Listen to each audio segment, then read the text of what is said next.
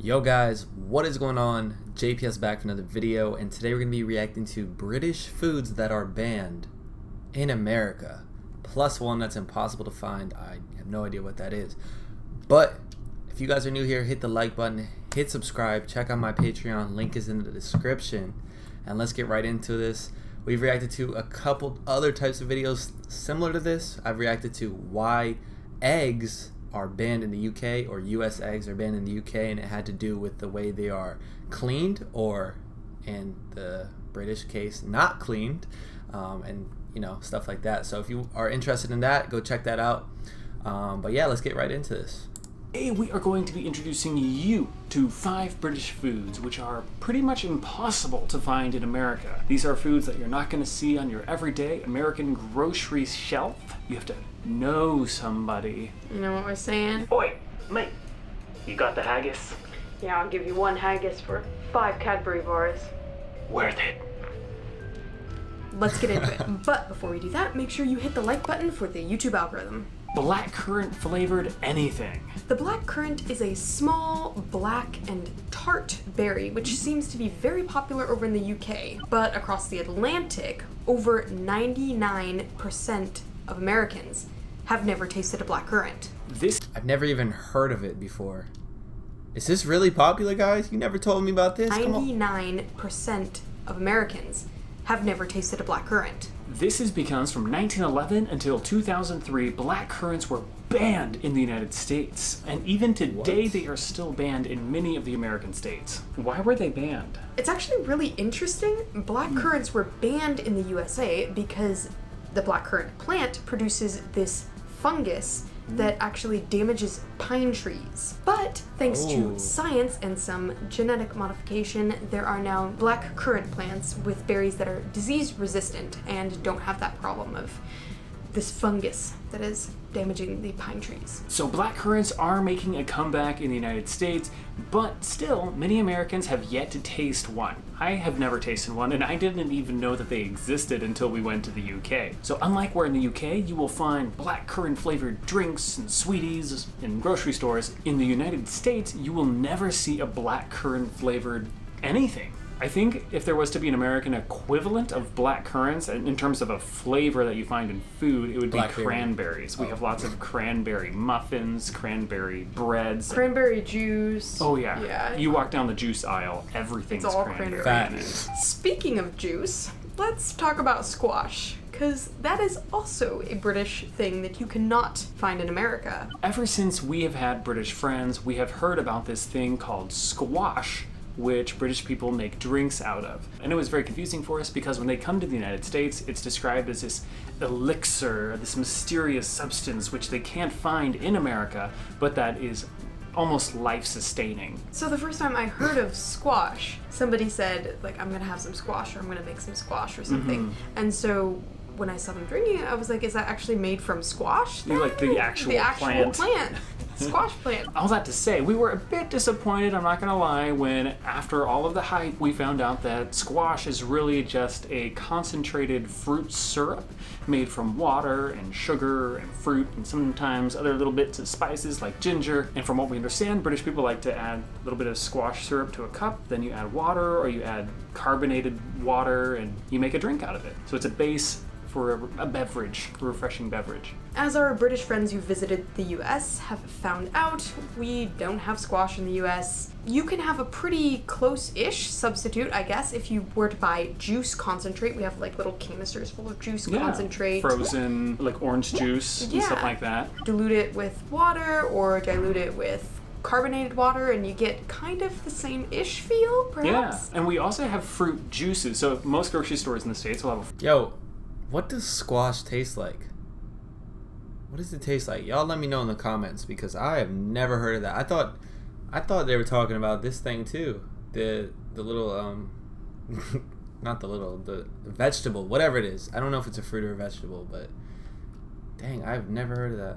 That's crazy. Same-ish feel, perhaps? Yeah, and we also have fruit juices. So most grocery stores in the States will have a full-on juice aisle, which is kind of like squash, but with the water already added. So we have, you know, apple juice, orange juice, cranberry apple, cranberry orange, cranberry blueberry. cranberry and 1,000 other varieties of cranberry juice. Genuine Cadbury. This may come as a surprise to you Nope. because there is a common misconception that Cadbury chocolates are banned in the USA. This, however, is not the case, and Cadbury chocolate bars can be found in supermarkets and grocery stores all across America. What has been banned is UK-produced Cadbury chocolate. Why is that? It's a bit odd. Yeah, it is, but I did some research, and what I found out was that back in 1988, the Hershey Chocolate Company in the United States actually purchased from Cadbury the rights to produce Cadbury chocolate in the United States. So that means that Cadbury chocolates that are found in the US are not actually British Cadbury. They're an American bastardization of the same thing. Well, what happened was Cadbury was trying to enter the American chocolate market and was having a really hard time marketing products to Americans and getting a foothold there. I mean, we saw that gorilla ad, not gonna lie. We did. And so in order to advance its marketing efforts in the United States, Cadbury thought it would be advantageous to just sell the rights to manufacturing their chocolate to Hershey's, because Hershey's knew the territory and would manage that wing of Cadbury for them. Grave mistake. Hershey's is shit, y'all. In the long run, That's facts. Hershey's is not good. Of course, they have the chocolate monopoly, so they're going to buy out everything. I don't think the strategy really worked out because Cadbury has had a lot of trouble financially over the years. And I mean, even just recently in 2010 was purchased, the whole thing was outright purchased by Kraft Foods, the massive American conglomerate food corporation. Like the mac and cheese. Yeah. Kraft mac and Kraft cheese. mac and cheese. So they purchased the UK branch too? Just Yeah. all of it? Yeah. Damn. So now Hershey's manufactures the American Cadbury, and Kraft, the same company that makes Kraft mac and cheese, is what is in charge of making the chocolate in the UK. Wow, that's unfortunate. And apparently there has been some pushback about this because Kraft has come in and tweaked the recipes in the UK a little bit. So not only does American produced Cadbury now taste different, but even UK Cadbury is starting to alter its flavor. But why does American Cadbury taste different from British Cadbury? Well, according to Hershey, the Cadbury chocolate produced in the United States is made with the same exact amounts of milk, sugar, and chocolate as the Cadbury chocolate produced in the UK. They even use the same milk from the same European cows. That's a long traveling milk. I know, they bring milk all the way over from Europe to the US to make this stuff. And maybe that's why they taste different, is the milk goes off while it's crossing the Atlantic. All that rolling in the waves. The only differences are the fat content and the amount of cocoa butter used in the two bars. In the United States, the only fat used is cocoa butter, while in the UK, additional oils like vegetable or palm oil can also be used. So Delicious. the difference between American Cadbury and British Cadbury is really, really small. But as you guys have probably experienced yourselves, the taste difference is pretty substantial. So if you have had American Cadbury and British Cadbury, what were the differences that you noticed? Drop those comments down. Drop it down below. For all my Brits living with me in the United States, let me know, guys. I've never had it, but once I get that P.O. box, y'all can send me some because I already know the British version is way better. More oil and fats means better taste, always. Down below. Blood pudding. The U.S. Department of Agriculture, what we call the Black pudding or blood pudding?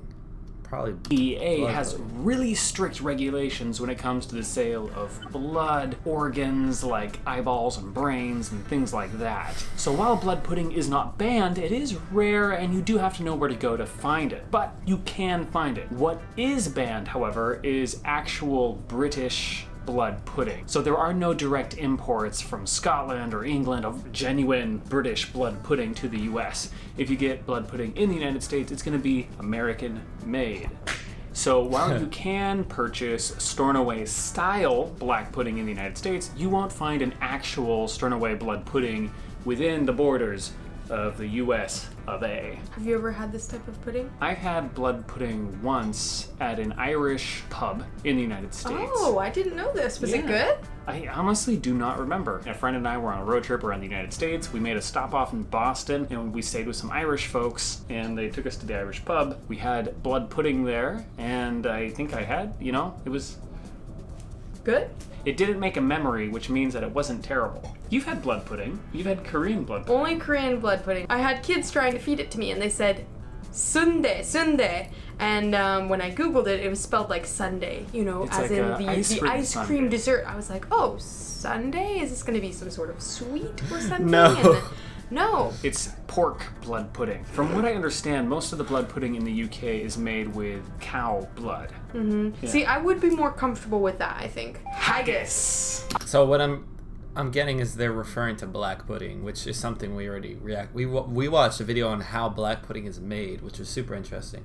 Haggis, what's that? I had haggis for the first time this year when some British friends came over from the UK to visit us here in France, and they brought a little haggis along with them. I fell in love with it immediately. I thought it was so delicious, and I definitely had more than my fair share of helpings. So imagine my despair when I found out that true Scottish haggis is actually banned in the United States. That's so Completely sad. banned. What do all the Scots do in the States then? Well, there is haggis. We do have haggis in America, but it's not genuine Scottish haggis because all imports are banned. Okay. And it has to be made in America.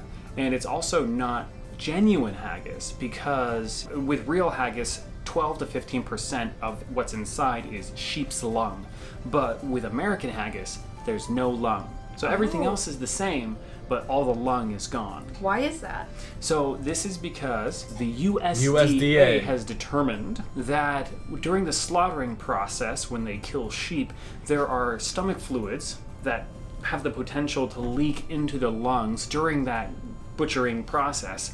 And those fluids, if you eat them, can make you sick. The USDA doesn't really trust slaughterhouses to clean lungs properly, and because so few people eat lung within the United States, I think it was just easier for them to do an outright ban of the whole thing rather than come up with regulations mandating how to clean lung and then ensuring that those regulations were followed. So that's why you can't find genuine haggis in the United States. USDA thinks that lungs have the potential to make you sick. Robbie Burns is turning in his grave. But is this a valid concern, and can haggis actually make you sick? I don't know. I'm not a meteorologist. Real quick, if you haven't already, do click subscribe Yo, if that's the end of, was that the end of the video? Watch this video here. here. on this Yeah. YouTube. Yo, that was actually a banger. Oh my gosh. Like, that was just, they definitely did the research. He knew exactly what he was talking about. She did too. I'm pretty sure they're a couple, but make sure you guys subscribe. I think they, former Americans living in the UK, I'm not exactly sure about their story, but if you guys are interested in their content, I always got to show love to the other creators out there. So subscribe. Wandering Ravens. I like that video a lot. Like, I was dialed in the whole time. It was super entertaining and interesting. I want to see a picture of what haggis looks like, so I'm gonna have to look that up at the end of this video. But yeah, guys, those were some foods that were banned in the UK, or some British foods that were banned in America or are banned. And I like how he went through like the history of why they're banned, you know, the lung, and well, the lung why lungs can make you sick and stuff, and other stuff, you know. It all goes back to the USDA, and then also like the conglomerate companies who are just making money and buying out everything, have a monopoly on the entire chocolate market. Like Hershey's isn't even good. That's the worst part. Man, I want some Cadburys right now, and I want some whatever this berry was. No, not squash. Blackcurrant. Is that a berry? I don't even know. Let me know. I have a lot of questions, so answer any of them in any order in the comments. But yeah, thanks so much for watching, guys. Hit the subscribe button. We just hit 20,000 subs. Shout out to you guys. If I haven't posted a 20K Q&A already, it's coming soon, so stay tuned. But yeah, thanks so much for watching, and I'll catch you guys in the next video. Peace.